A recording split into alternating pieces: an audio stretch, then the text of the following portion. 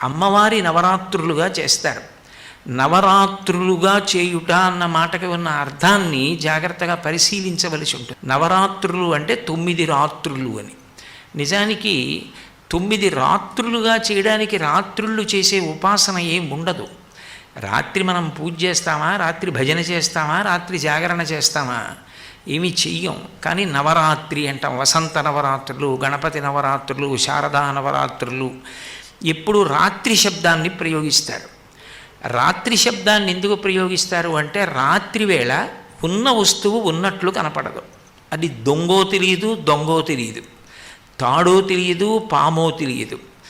అంటే అజ్ఞానమునకు ప్రతీక చీకటి. ఆ చీకటి పోవాలి.